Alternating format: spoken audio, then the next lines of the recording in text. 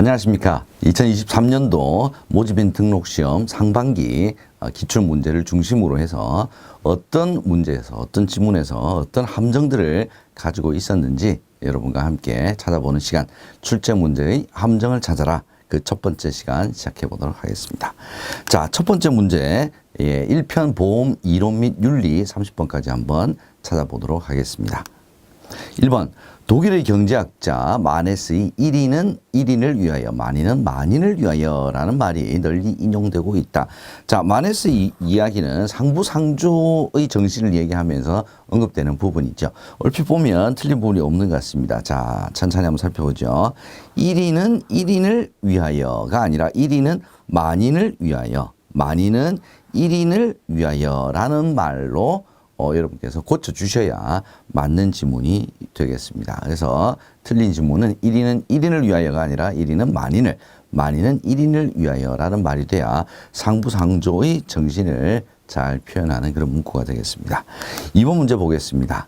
에라노이는 사회적 약자나 하층민들이 서로 돕기 위해 만든 상호부조 조합이었다. 자, 에라노이 그 다음에 콜레기아 여러분들 둘 다 잘 표현이 시험 문제에서 이 둘을 반대로 이렇게 섞어서 시험 문제가 자주 출제된다는 부분 여러분께 기억해 두시면서요. 에라노이는 상호부조조합이 아니라 종교적 공제단체였다. 이렇게 해야 맞는 지문이 되겠습니다.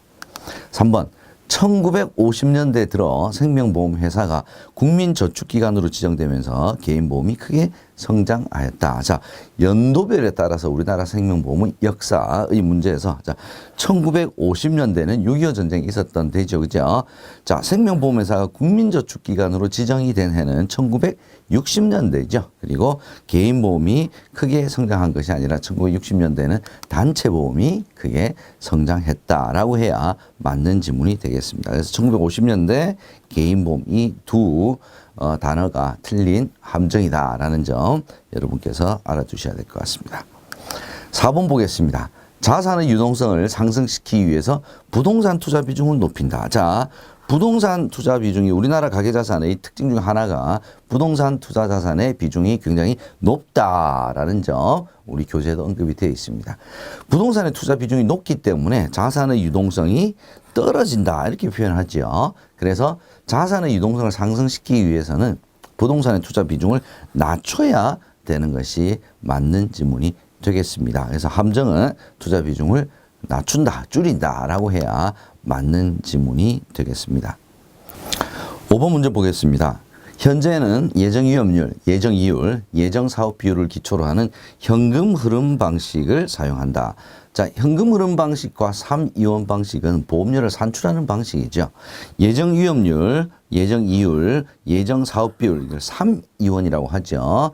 이 세 가지 기초로 이 이원을 기초로 해서 보험료를 산출하는 방법은 현금 흐름 방식이 아니라 3이원 방식이죠. 현금 흐름 방식은 예정 위험률, 예정 이율, 예정 사업 비율에다가 뭐 계약 유지율이라든지 이런 것들을 추가적으로 더 포함을 해서 보험료를 산출하는 방식이 현금 흐름 방식이 되겠습니다. 그래서 현금 흐름 방식을 3이원 방식이다로 이렇게 바꿔줘야 맞는 지문이 되겠습니다. 6번 보겠습니다.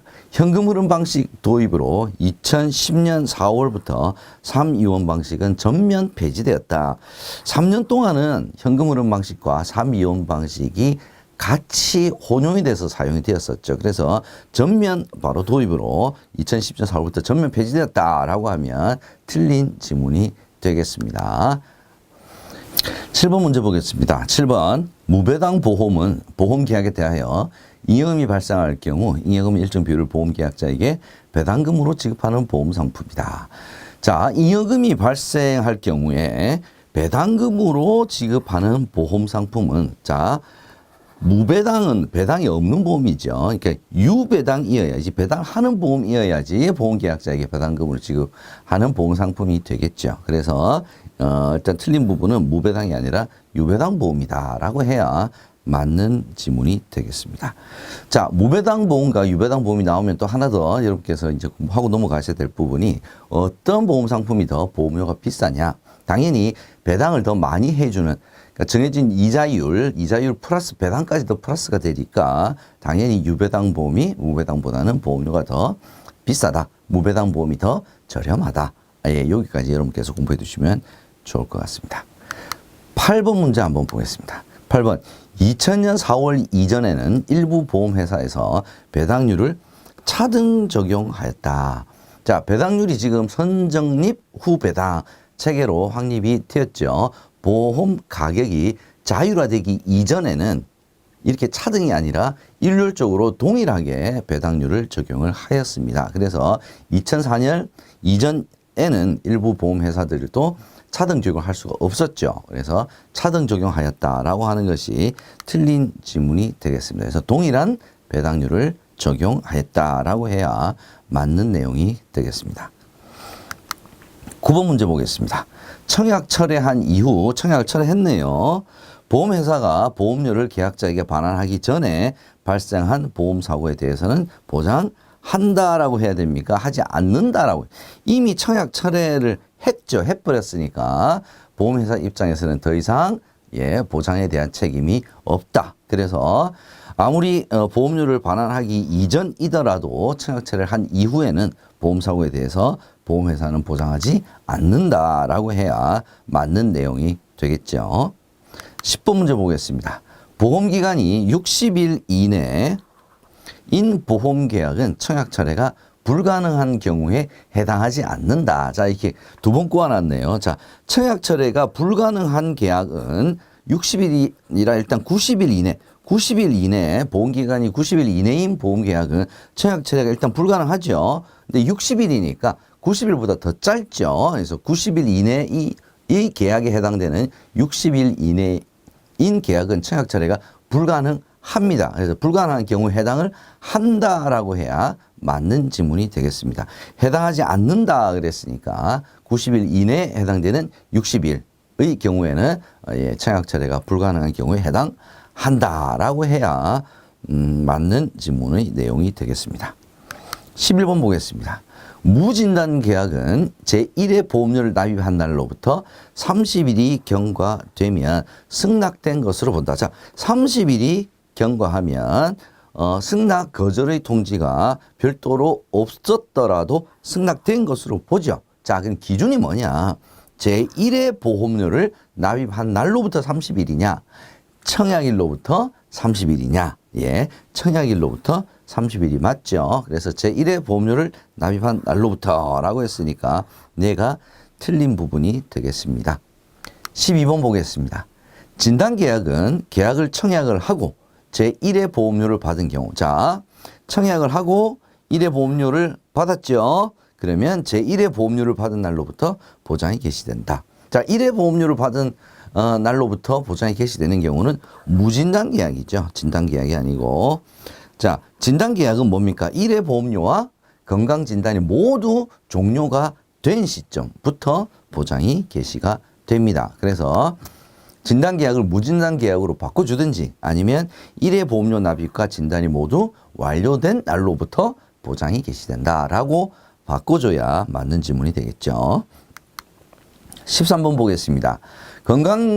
진단 계약은 건강 진단 후 제1회 보험료를 납입한 경우. 자, 건강 진단이 먼저 있었고 그 다음에 1회 보험료를 납입을 했네요. 둘 다 완료가 된 시점은 1회 보험료를 납입한 날이 되네요.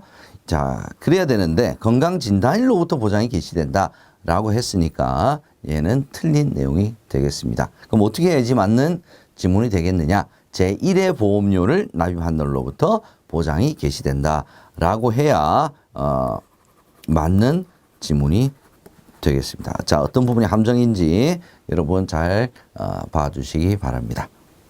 14번 보겠습니다.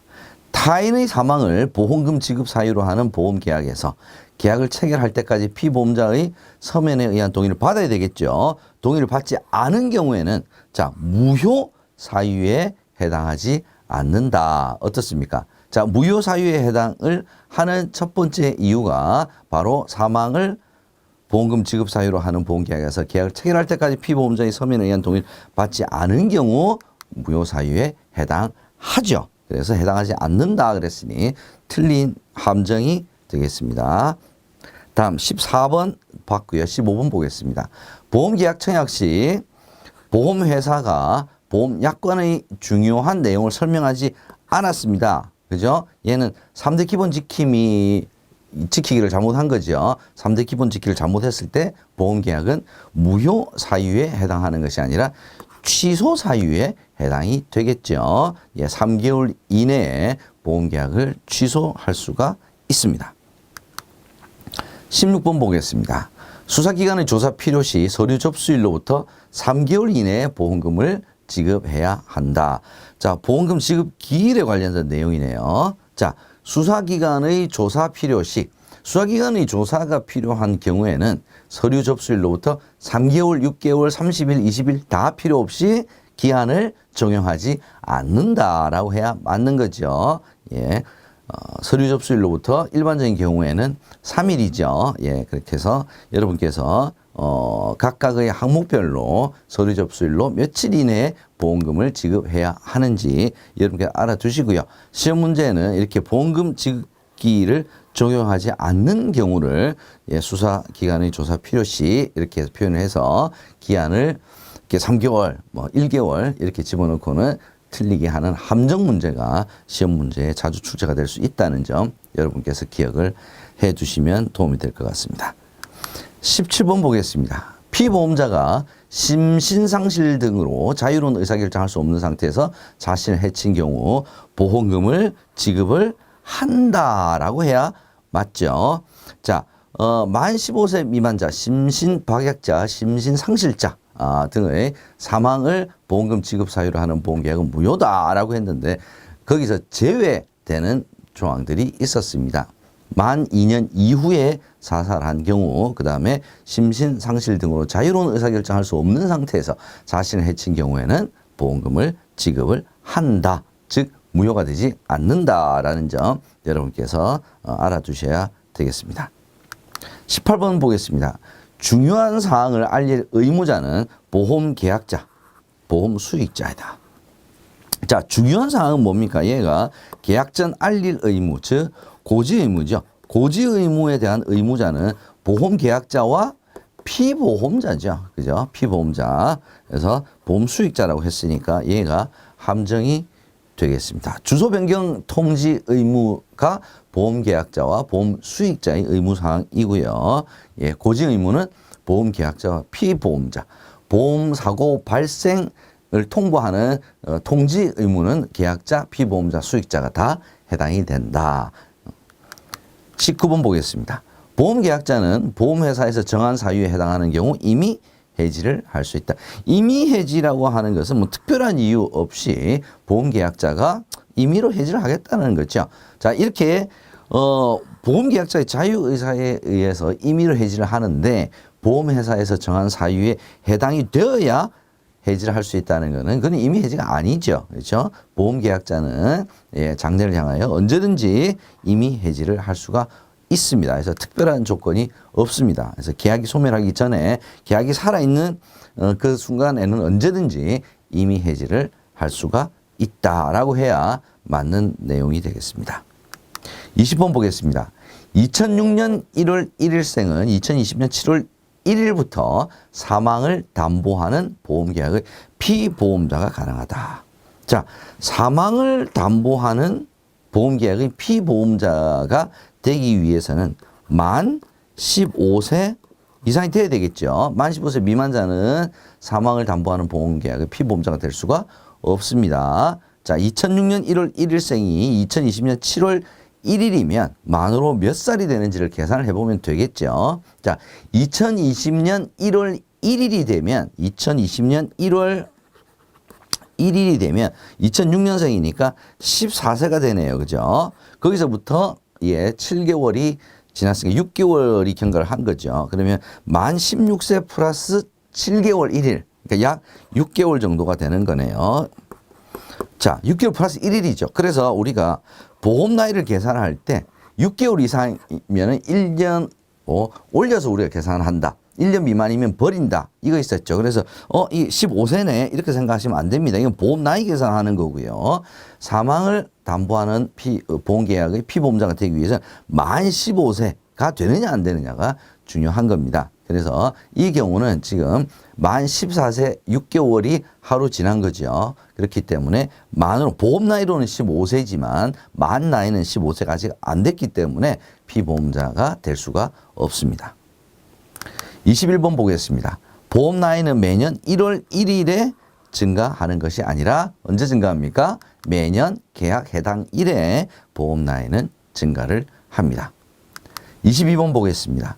언더라이팅은 보험사고의 발생 원인을 조사하여 보험사고의 발생 원인은 일단 보험가입이 끝마치고 언더라이팅은 이제 계약을 하기 전에 심사를 하는 단계다 이렇게 봐야 되죠. 근데 보험사고라고 하는 것은 이미 계약은 다 체결이 됐고 이제 사고의 발생이 된 거죠. 그죠? 이건 클레임의 업무에 거의 더 가깝다 이렇게 볼 수가 있겠습니다. 그래서 역선택 가능성을 차단하는 역할을 한다라고 했으니까 틀렸습니다. 그래서 언더라이팅 자체는 인수 여부, 그죠? 피보험자의 위험도를 분류하여 가입자 간의 공평성, 보험료를 공평하게 내야 되겠죠. 제공하는 역할을 한다라고 해야 맞는 역할이 되겠습니다. 보험사고의 발생 원인은 클레임이다, 클레임 쪽이다. 오히려 이렇게 보시면 될 것 같습니다. 23번. 보험계약자 보관용 청약서는 보험 수익자에게 전달한다. 자, 보관용 청약서 전달해야 되겠죠. 누구에게 전달합니까? 수익자에게 전달하는 것이 아니라 보험 계약자에게 전달을 한다라고 해야 맞는 내용이 되겠습니다. 24번 보겠습니다. 보험 설계사는 고객으로부터 일일 수금 방식으로 보험료를 수령할 수가 없죠. 일일 수금, 매일매일 수금하는 거죠. 매일매일 수령하는 걸 왜 못하게 합니까? 하루하루. 즉, 보험료를 한 달에 월 단위로 우리가 보통 일반적으로 받는데 이걸 나누기 30분의 1 해서 받으면 훨씬 싸 보이겠죠. 그죠? 그래서 일일 수금 방식으로는 이건 잘못된 방식이다. 수령할 수가 없다라고 해야 맞는 내용이 되겠습니다. 25번 보겠습니다. 역선택은 보험 사기 유형 중 하나이다. 자, 보험 사기의 유형과는 조금 다른 유형이 무엇이냐가 역선택이라고 우리가 교재에서 설명을 하고 있습니다. 그래서 보험 사기와는 구별되는 내용으로 역선택을 보셔야지 역선택 자체가 보험 사기 유형 중에 하나다. 이렇게 우리가 얘기를 할 수는 없습니다. 역선택과 같이 나오는 우리 교재에 나오는 것도 뭐가 있었습니까? 도덕적 해이. 여러분께서 꼭 보험 사기와 구별을 해 주시기 바랍니다. 26번. 보험 사기로 인한 피해는 건강보험과 같은 공보험에 아주 직접적인 영향을 미치죠. 근데 관련이 없다 그랬으니까 틀립니다. 보험 사기가 많아지게 되면 실은 정당치 않은 보험금의 지급이 많아지죠. 그러면 건강보험과 같은 공보험의 보험료도 함께 올라가는 그런 악영향을 미친다. 그래서 직접적인 관련이 있다. 이렇게 보셔야 될 것 같습니다. 27번 보겠습니다.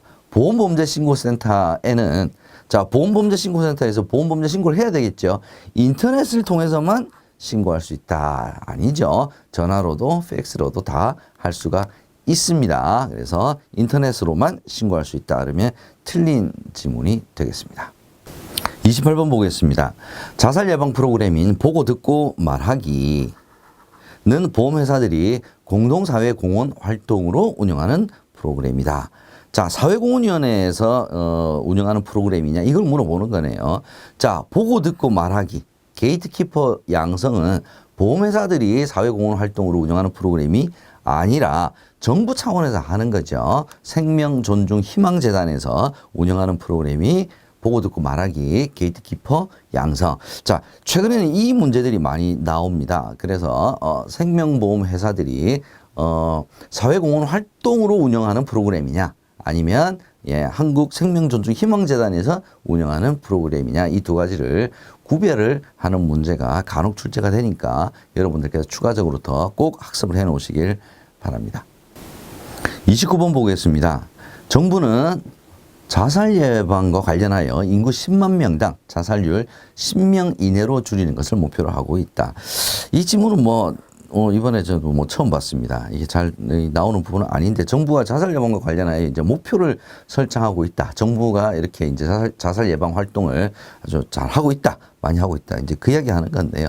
자, 이제 목표가 이제 10만 명당 몇 명이냐가 이제 문제겠네요.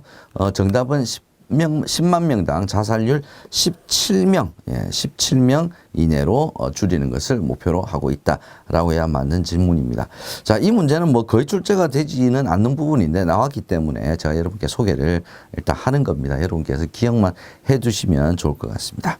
자, 1편 마지막 문제 한번 보겠습니다. 30번. 자살 예방 게이트키퍼 양성은 생명보험 업계의 자살 예방 사업 중 하나로 운영된다.